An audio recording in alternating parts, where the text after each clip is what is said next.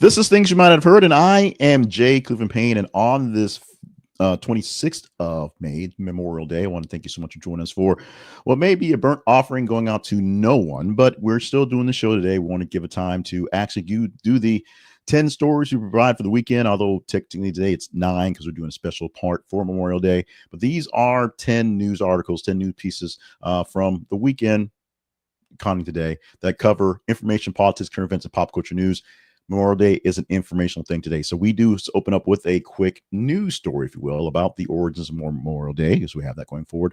Plus other stories to get into the mix, including, yes, some Donald Trump stuff. It was a slow Trump weekend for a 3-day weekend, but he did some things. Also, Lilo and Stitch did battle with Mission Impossible. We'll tell you who won. And JoJo Siwa was the most engaged story of the weekend. All weekend long, you cared about this one little story.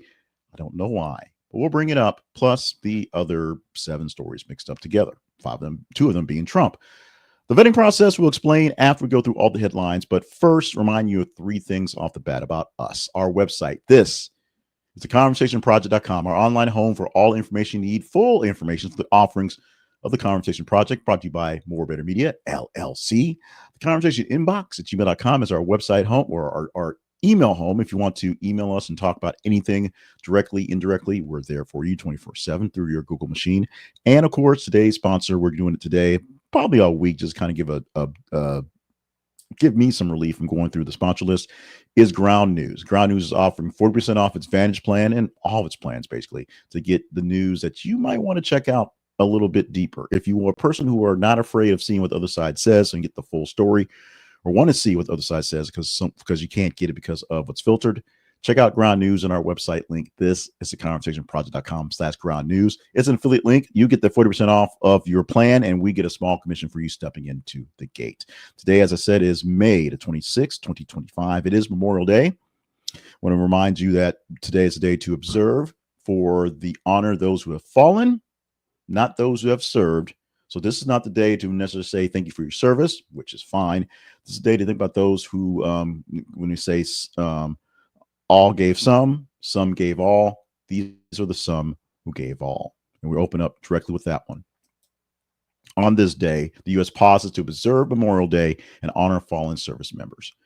This is a federal holiday in the United States. It's dedicated to honoring and remembering the men and women of the United States Armed Forces who died in military service in the nation across all of time.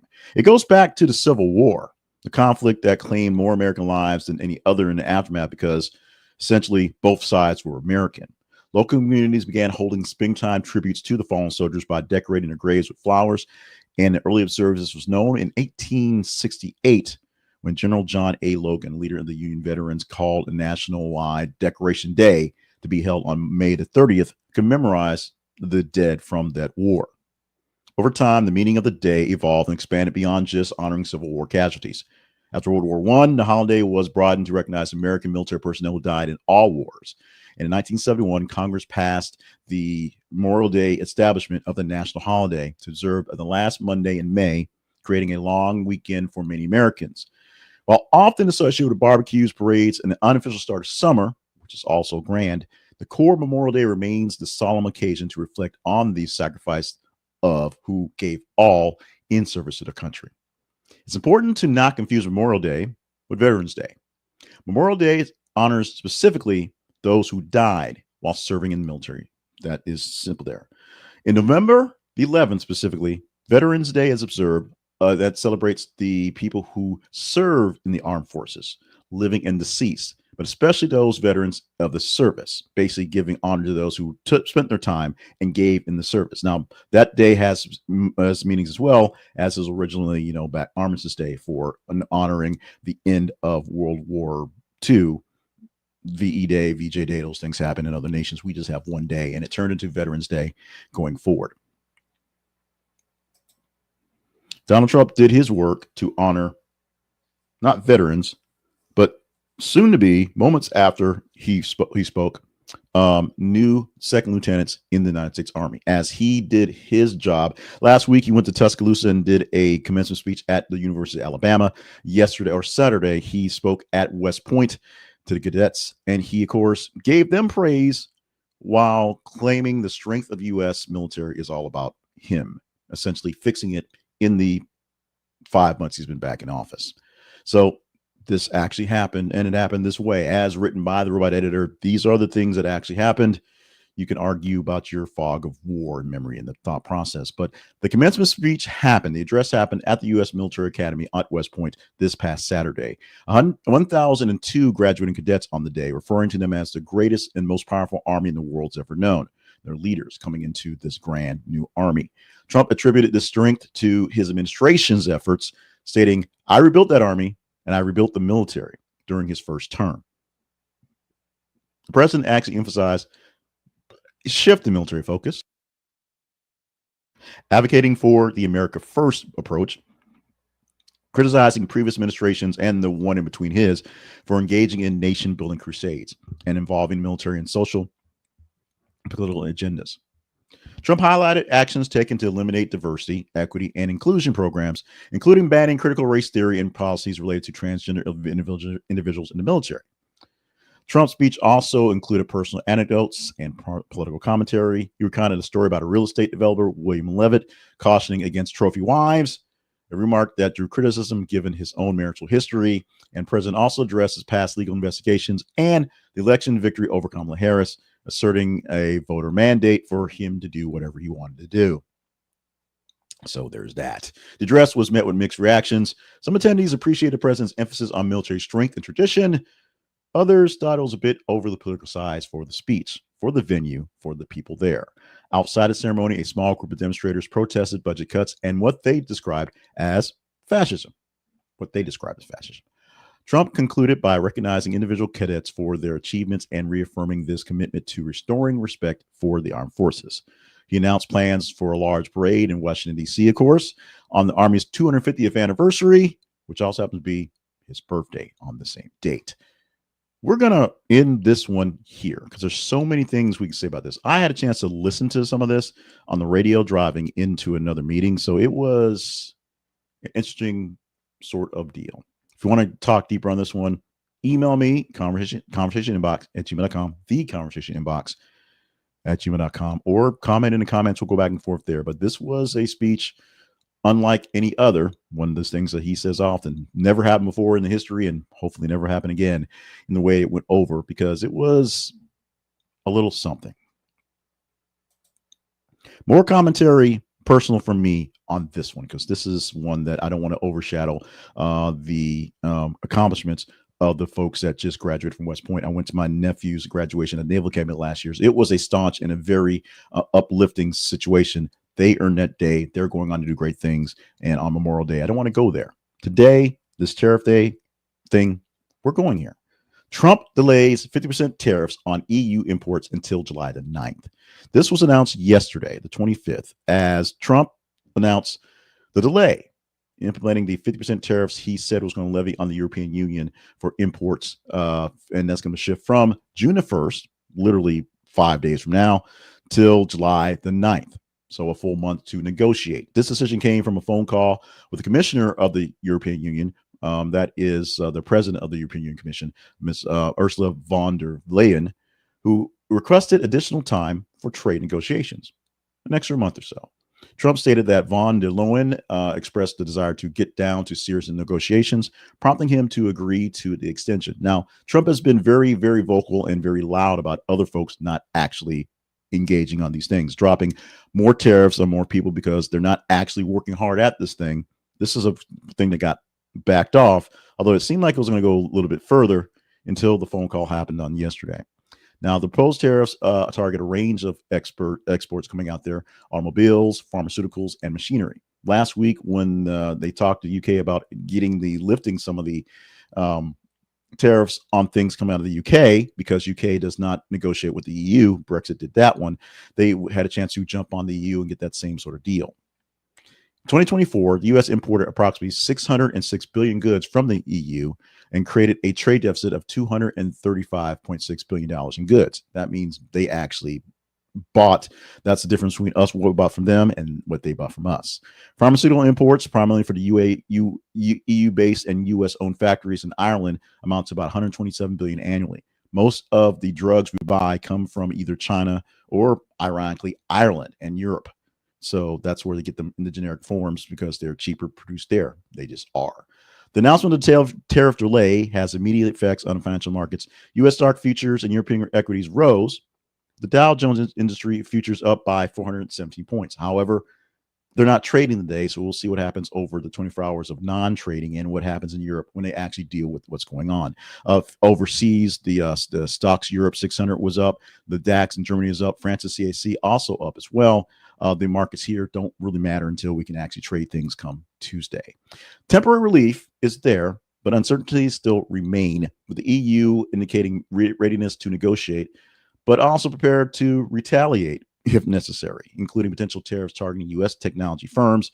Analysts caution that if proposed tariffs are implemented, European markets could drop by 7.8%. Goldman Sachs maintains about a 0% growth in forecasts in the EU because of these things. Those triple cost iPhones, because they're now built in the United States, will now cost another quarter or 40% in Europe because now you got to put tariffs on those as well. The extension provides more times for negotiation. How much actual negotiation gets done, I don't know. Trump's not actually, although Trump's saying he's negotiating, he's not sitting at any tables doing anything. He's making phone calls, he's throwing out numbers, and then someone throws something out there back and forth, and then he says, thumbs up, it's good. It's not really negotiation. It's not so much art of deal, which, of course, if you know well enough, was a ghost-written book, which just random things he said that turned into something that was hopefully coherent. It's just a guy who somehow got in charge, and we have to listen to him. We have to. And what he's saying very often doesn't make any sense. We're going back to New Orleans, and we have a third person over the last weekend arrested in the allegedly for helping the 10 inmates escape from the jail. I guess 2 weeks ago at this point in time, happening on May 23rd. Going into the weekend, Louisiana State Police arrested 59-year-old Connie Whedon from Slidell, and she is charged as an accessory after the fact for allegedly assisting her grandson, Jermaine Donald, one of the 5 inmates still at large following the May 16th escape from the Orleans Parish Prison. Investigators allege Whedon maintained phone contact with Donald before and after the escape and provided him with cash via mobile app. Whedon is the third woman arrested in connection to aiding the escapees. Authorities got 32-year-old Courtine Harris and 30-year-old Casey Smith. Harris reportedly was a girlfriend of escapee Leo Tate, allegedly coordinated transportation for Tate and Donald after the jailbreak, with Smith being Harris's cousin, accused of assisting in transporting escapees as well. So these are people who helped after the fact. They still have the one-person maintenance worker who essentially turned off the water so they can break out of the jail cell. Even though this is still seen as an inside job, no one seriously found inside of the building has been arrested so far. 10 inmates broke through a wall behind a toilet in the cell, exploiting in security labs and the facility. 5 escapees have been recaptured. 5, including Donald Tate, remain at large. Authorities continue to investigate and warn that aiding fugitives is a serious offense. These 3 people, as you can see, have been charged and will deal with consequences for aiding their family, friends, acquaintances in these issues. Law enforcement agencies urge anyone with information about the escapees to come forward, not try to help them catch them. Tips can be given to the Crime Stoppers in New Orleans. Their number is 504-822-1111. I'm sure there's blasting all over the place locally there. So if you know something about the 5 people still out there, let them know. For the 5th story this morning, we go to deportation because Mexican singer Julión Álvarez says the U.S. revoked his visa right before he had a sold-out show in Texas. The Mexican singer Julión Álvarez canceled a sold-out show at Arlington's AT&T Stadium. I'm sure Jerry's not happy about that one. After his work visa in the U.S. was unexpectedly revoked. Álvarez announced the cancellation via Instagram, expressing regret over a situation. He stated that he and his band were informed of the visa revocation the day before the scheduled performance, leaving them unable to enter the United States. The U.S. State Department declined to comment on the matter, citing confidentiality of visa records. That's I guess a good way to not talk about it, but the issue itself is an issue. This is the second time Álvarez has faced visa issues in the United States. Back in 2017, the Treasury Department sanctioned him over alleged ties to a drug trafficking organization, leading to a ban on his entry into the country. Álvarez denied those allegations, and the sanctions were lifted in 2022. It took 5 years, but he was able to come back to the States to perform, to resume his work here. Now, the cancellation comes amid increased security and scrutiny of Mexican artists by U.S. authorities.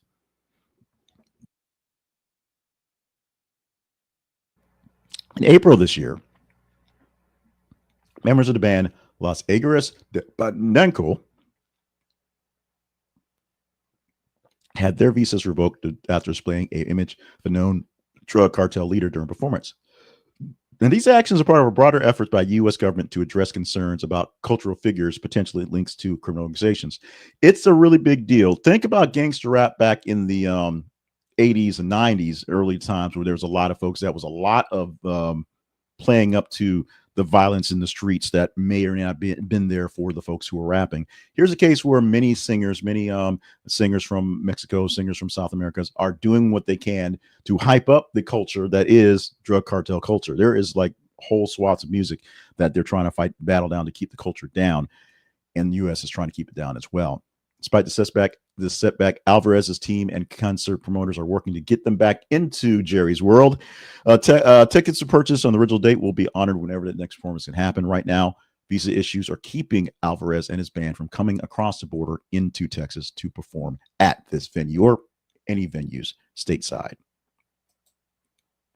This is the point in the middle of the show, 5 stories down, 5 more to go, that we stop and pause to ask you a bit of a favor. We have to do the salesy thing, have to do the promotion thing, because we need to grow and do things to be viable. So here's where we ask you 3 things. Will you like the video you're watching here, or like the audio if you listen to the audio version of this, or someplace else, some other version of it like that as well? Will you share that with other people that are like-minded that may enjoy this or maybe hate listen? And will you subscribe to us so you get us naturally in your feed? When you like the videos, especially this one here, I know that I picked 10 stories that were good for the day. I know I did a nice mix of commentary that didn't throw people off or maybe made people really, really mad and they want to kind of hate, rage, go at it.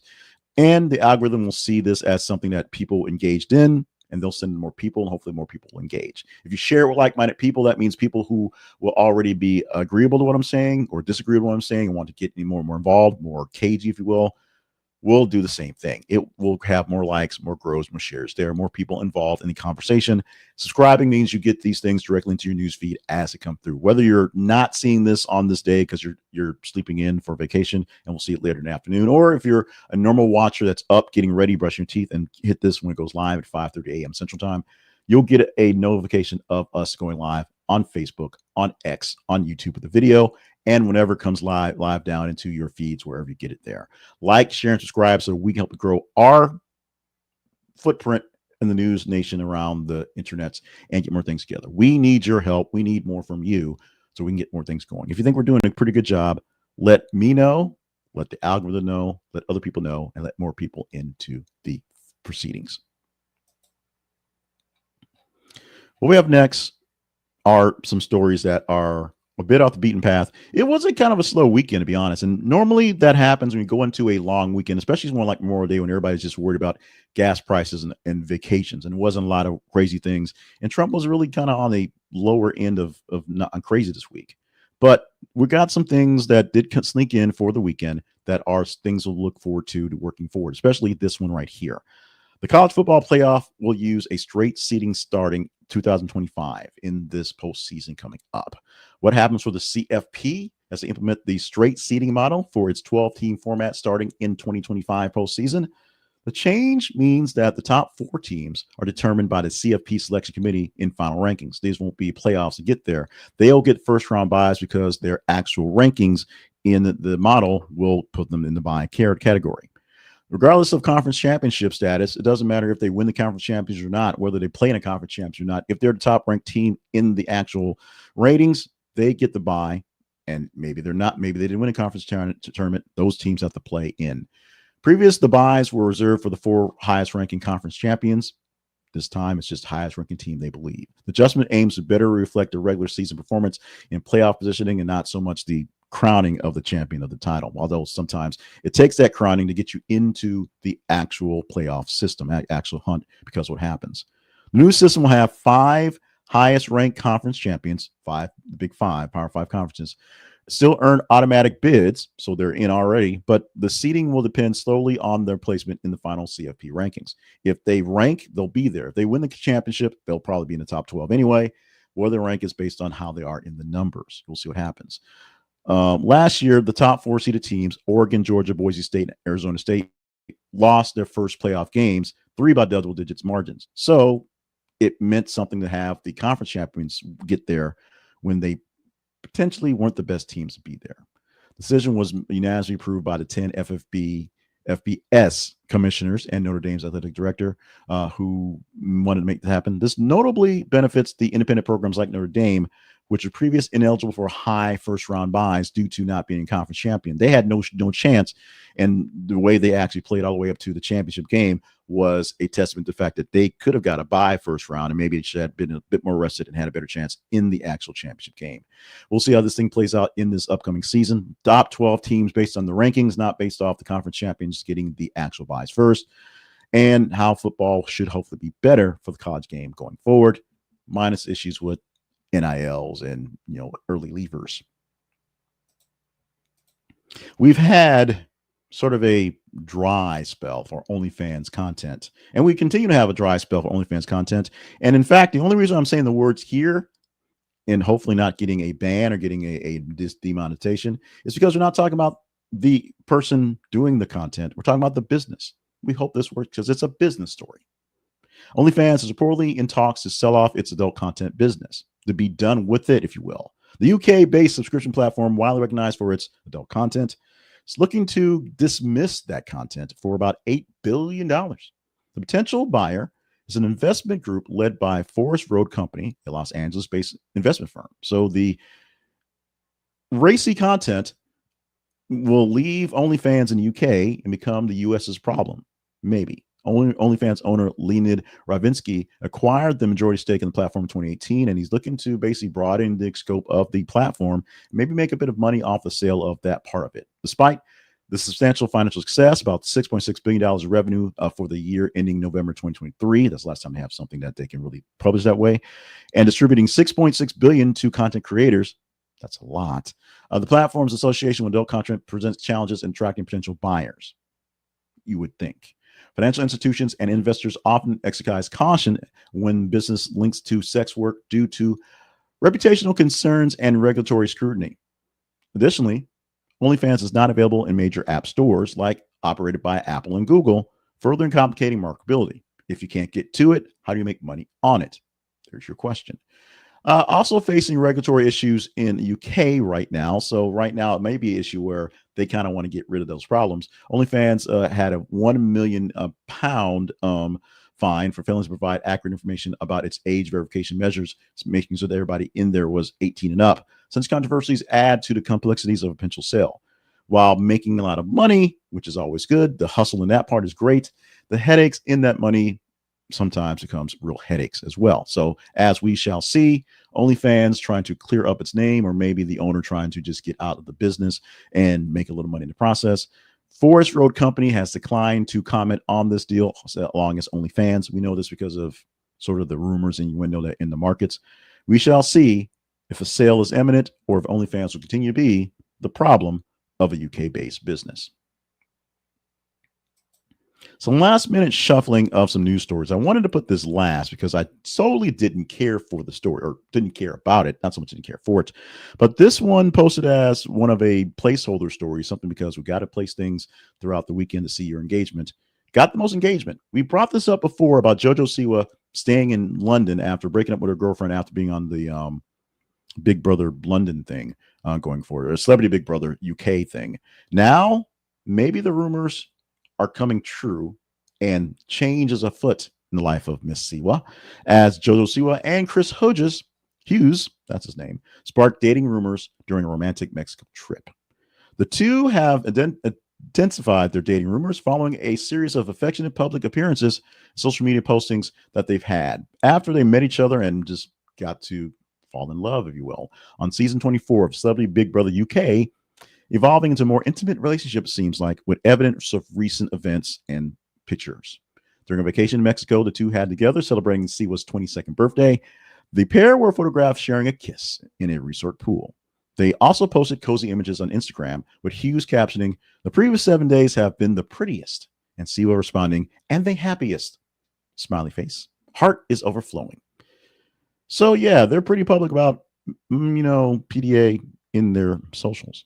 Upon returning to the UK,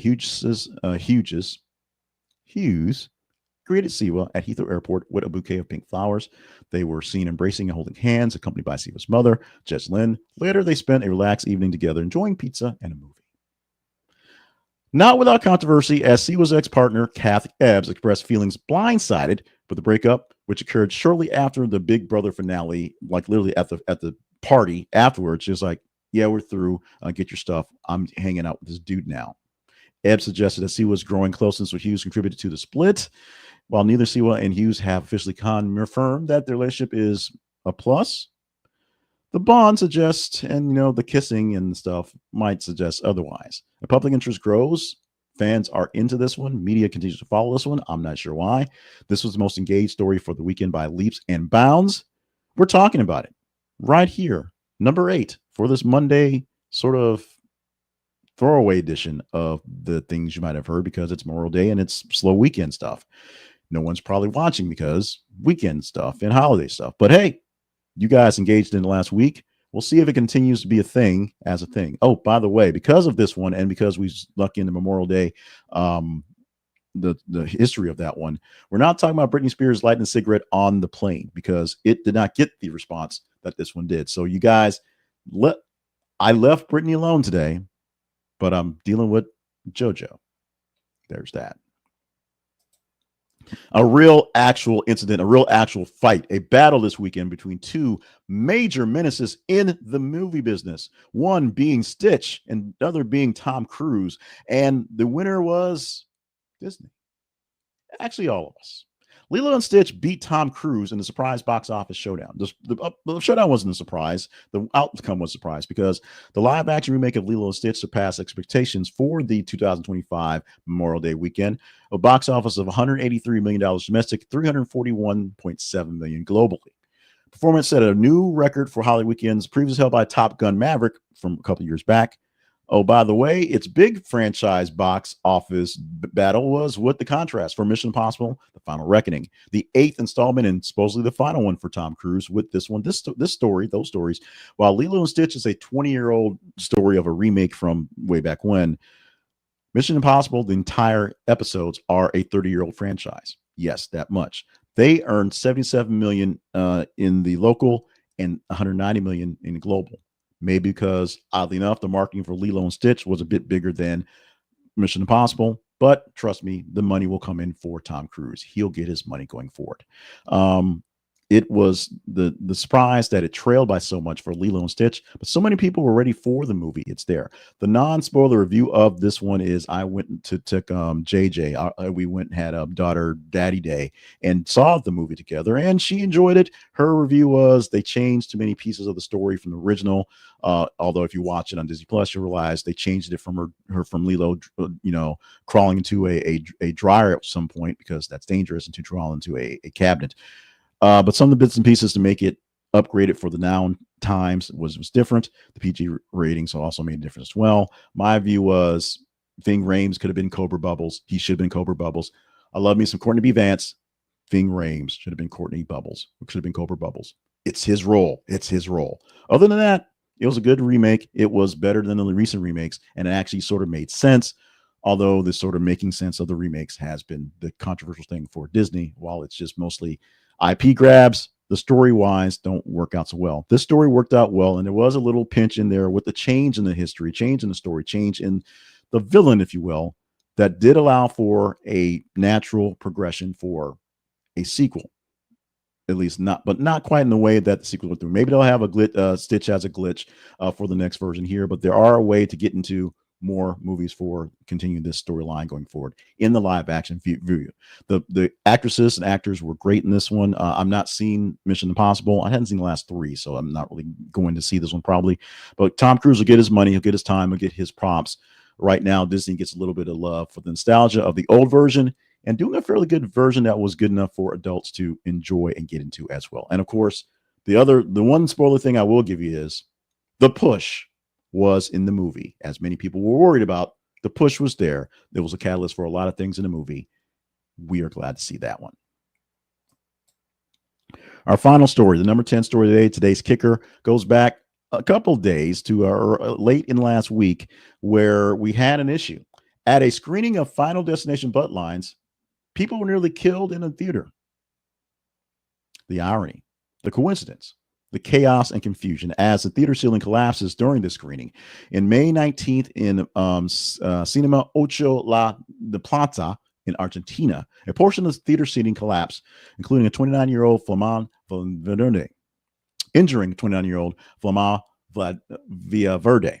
So apologies for butchering his name, but Villaverde was hurt while attending the film with her 11-year-old daughter and a friend to celebrate her birthday. I'm not sure I'm taking JJ to see this one, but it's happened. It initially mistook the loud noise as part of the movie's sound effects, and then a large fragment of the ceiling fell on top of her, narrowly missing her head as she was leaning on the armrest. She sustained bruises, was able and has been able to return to work since the incident. So there's that.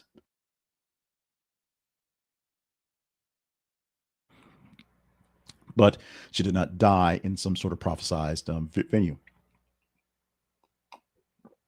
Let's just say lawyers are not involved, as a formal complaint has been put into the theater requesting a refund for a movie ticket and maybe a little more. Concerns for her daughter's safety, stating, imagine if they hit my daughter in the head. As of now, Cinema Ocho has not publicly responded to the incident. It's been 2 weeks. It'll be some time. Somebody will pay some money in this one. The incident's uncanny resemblance to the film's theme, which revolves around characters escaping death only to face final retribution, has drawn attention to Final Destination Bloodlines, the sixth installation of the franchise, supposedly the final version, and an homage to the late Tony Todd. It debuted on May 16th. It's grossed $180 million globally, so this one is making its money. What it is also doing is scaring the hell out of people for things like this. This was not a stunt. This was not something set up. This was a real issue in a theater that apparently has issues with age. Monies will be paid out fairly soon, I'm sure. This is a holiday weekend Monday, Memorial Day. So along with watching the president go to the tombs of the unknowns and having barbecues and cookouts, and if you're lucky, you have a pool to swim in, our pool's still broken, you will probably see very little of actual breaking news. So a lot of stories we will pull will be things that are updates, thoughts going on. Although Congress does have to do some speaking, they're taking the day off, but there are people who will drop on in the local venues and talk about, these bills that have to be passed and these things going on. And, Harvard still has its issues and there's immigration and things like that. So there will be things that will be talked about and dropped in throughout newscasts to give them something to talk about. But these are 3 stories that we have posted already into our feeds that are happening, that you can engage in, that you may want to put in as a story for tomorrow, Tuesday. We'll take 8 stories of the top engaged stories of the day to give you 2 today in the rundown. Today was 10 stories from the top engaging stories of the weekend, about 50 or so stories to look into from 90 or so stories that are posted to give you these 10 stories a day. Well, 9 because we snuck out one and put in Memorial Day there. That's a story, we think. Trump lashes out at crazy Putin after deadly Russia air raids on Ukraine. Because of a big weekend in the Ukraine-Russia conflict, where there was a large trade-off of prisoners while Russia was still bombing various places and dropping drones on people, killing many civilians, Trump is like, what's going on? Putin is crazy. 2 songs for earworms in your head. Maybe Alana Davis is crazy, or maybe Liar by Rollins Band. I prefer Liar by Rollins Band. Once you get that stuck in your head, it's stuck. You're welcome. We're mourning the loss of Phil Robertson, who is the patriarch of the Duck Dynasty family at the age of 79. We'll definitely talk more about that, probably just along the day as we do some things today to just things out there. We'll see if this is a top story for tomorrow. Hot take, if you will. It's something we'll do deeper in that one. And Denmark has established the highest retirement age in Europe, with a raise going up to 70. You cannot officially retire in Denmark until age of 70 at this point. This makes what's going on here in the States for us, U.S., a bit interesting and challenging as we talk about how people actually have a chance to stop working because no one has any money these days. But your official retirement age in Denmark, now 70. We'll see how that works for us here. Those are 3 stories of the many stories. We'll post about 30 stories or so within the day part. Every 50 minutes or so, we'll post news articles on our X and our Facebook feed, x.com/th_conversation, facebook.com/This is Conversation Project. When you see something, just engage in it, read it, click on it, click on it to read it, of course. Give it an emoji to tell you what you think about it. Share it with folks, things like that. Engage in it when your comments. The more engagement story gets, better chance we have to talk about it tomorrow. Taking a break from being partisan on the day, and probably for the week, if you will, when we talk about our sponsor. We have to have a sponsor because we have to have some way to gain things. So maybe it's the day that you decide to join in with Ground News, and they've got a great deal for you. 40% off their plans, including Advantage plans, which is everything they have to give you in news coverage. Now, when I say give you news coverage, they don't give you so much the best news. They give you all the news from all the places, and you can choose to read every different perspective from various different articles and various different publications, and you literally do your own research for real and learn for yourself what other people are saying, because the real details come from the parts that are omitted from other people's coverage and the parts that are actually the same in other people's coverage, what parts they agree on, and where the bias, where the spin, where the actual push goes to, where your silo kind of goes to, if you're a siloed person. If you don't believe you're siloed, but you do only get a couple points of different types of coverage from different places, you will find that, yes, they are biased. They have some sort of bend to them. They have to sell papers or pixels to someone. So they choose to do it in a certain way. Some tend to be more in the middle. Some tend to be more like wire services that give you mostly the details and perspective from both sides. Some don't. So Ground News gives you the bigger picture by giving you all the pictures. It may seem overwhelming, but guess what? It's not. If you're a Fox News lover and want to see what MSNBC is actually showing you, but don't want to kind of get that taint on them, go to Ground News and you can go see exactly how things are pairing out, how things are showing. And the greater thing about Ground News, some of the features they have that shows you the local, the national, and global scene from all perspectives. The blind spot feature shows you specific stories that are being overly covered by one political standpoint, the left or the right, and ignored by the other one, or just not shown, if you will. Sometimes it's issues of one side really wants to hammer home something that isn't really a big deal. Sometimes it's an issue where one side wants to hide it, and you'll see it in the coverage, especially for the blind spot feature. Form your own opinion for balanced information. The layout of Ground News is easy to read.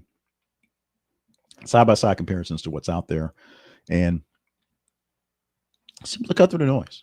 It's really simple. Download the app for your phone or just read it online if you, like me, need the bigger experiences there. See beyond the headlines and think beyond the bias. Get Ground News. Use our affiliate link to help us as well. We get a small commission for you getting on this 40% off their plans, especially the Vantage plan, which is what we use to help us screen our news every single day. This is theconversationproject.com/ground news. This is theconversationproject.com/ground news. Check it out today. Help us out. Help a brother out, by signing up for this and getting us a little bit of, giving us some coinage in our pocket with the affiliate link, and help yourself out by getting deeper into the news with Ground News. Today's promo, it's always the promo here, is about us. It reflects what you actually think about in the news. And that's what we do for the Conversation Project, a part of LLC, More Better Media, backwards.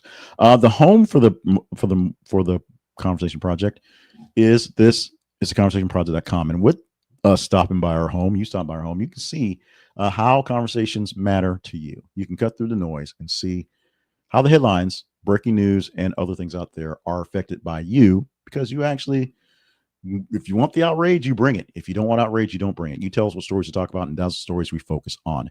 We put out on our feeds every 50 minutes or so news stories, articles for you to engage in. And as you engage in them, we choose which ones we think we should cover. We cover them here and in various places, and then you engage in deeper conversation in the comments and the videos. And oh boy, do you engage in deeper conversations and comments in the videos. Go to our website. This is theconversationproject.com, and find out more about how we do things, why we do things, and links to other forums where we are. Of course, links to our partnership page and our sponsors as well. Our email address, once again, conversationinbox@gmail.com. We can discuss anything you want to via email, going back and forth. And of course, Facebook.com/thisisconversationproject and X.com/th_conversation. That's where we post these news articles and we look and see for the scores and engagement. Literally, social media and the internet tells us what stories we probably should talk about. We pick a couple of them, and you tell us if we pick the right ones. You help us make the rundown every single day. The 10 stories a day minus Memorial Day. I put that in there because we're going to talk about that one. Got some sort of reflection from you. Hopefully you enjoy a rundown of why we have the day, and hopefully you enjoyed the 9 other stories with that, even if we didn't get to Britney Spears. Or maybe you enjoyed not getting to Britney Spears because some people want us to actually leave Britney alone. But that's how things work around here. If you want to help us engage in things, and we'll pick those to keep deeper engagement in, just like that. And just like that, we have wrapped things up for the day. It is Monday, May 26, 2025, a very slow day for the news coverage because not much should be going on. You'll see fill-in hosts and some fill-in spots. And of course, CNN will re-air its Luther Vandross documentary that got its flack for airing on New Year's Eve while, people were being killed in New Orleans on New Year's Eve. That happened New Year's Day, I should say. So there's that. But with something happens, we're going to keep an eye on it. We're going to have my phone nearby. I'll be scrolling through stuff while I'm doing my grilling, while I'm doing my chilling, while I'm doing some getting ready for the summer for the school year coming from the summer semester at school. While that's all happening, I'm watching news and you're watching as well. So Tuesday morning, when we go back to work, back to the norms, we'll have a back to norm edition and hopefully plenty of news to talk about. We'll find 8 stories from somewhere. Trust me. In the meantime, enjoy your day. If you have the day off, you're in the States. If you enjoyed your day off, you have it. If you don't have the day off, take some time to remember Memorial Day is the word memorial. This is a day to reflect on those who gave their lives in defense of our virtues and the virtues of other people and nations going back and forth, which is really, really big right now when we deal with situations in place like Israel, Gaza, and in Ukraine, Russia, where you see sometimes the ideals that we hold high here in the United States don't seem to be held up as high in other places. The reasons why and behind things. They are engaged in battles for good or for ill based on what side you want to follow along with. But we as Americans have always been there to stand with our allies and of course stand on justice on those issues. So hopefully you can think about those folks who stood up and ultimately did not stand for, but gave their lives to stand against things out there. With that, thank you so much for being with us. Love you, mean it. Subscribe. We'll talk to you for Tuesday.